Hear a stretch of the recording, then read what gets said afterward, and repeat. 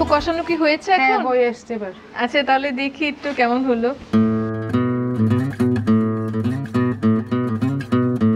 দর্শক ঢাকনাটা খোলার পরে এত সুন্দর একটা স্মেল আসছে। আপু এই স্মেল হচ্ছে আমার এখানে যাওয়ার পরে কিন্তু আমার প্রচন্ড পরিমাণে মনে হচ্ছে যে ক্ষুধা বেড়ে গেল, জিভে পানি চলে আসছে। তো এখন কি দিতে হবে এখানে? একটু কাঁচা লঙ্কা দিব, ধনেপাতা দিব, টমেটো, তারপরে পোলাও পাতা এগুলো দিব কি দিয়ে। আচ্ছা এখানে যে দুধ দেখতে পাচ্ছি, হ্যাঁ দুধটা একটু দিব। এটা কি এখনই দিবে? হ্যাঁ এখনই দিয়ে দেব। আচ্ছা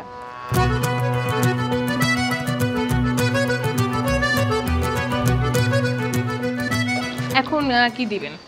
যে কাঁচা লঙ্কা দিব, ধনেপাতা দিব। আচ্ছা এখনই কাঁচামরিচ দিয়ে দিবেন।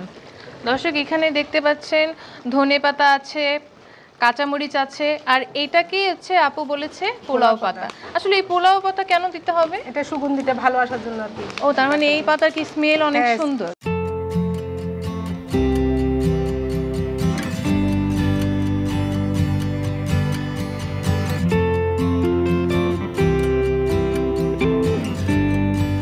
এখন কি টমেটো দিয়ে দিবেন? টমেটো দিয়ে আচ্ছা একটু কষিয়ে তারপর নামিয়ে ফেলবো। আচ্ছা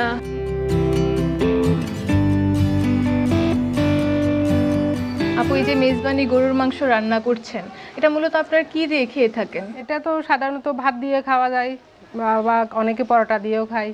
আচ্ছা পোলাও দিয়েও পোলাও দিয়েও খাওয়া যায়।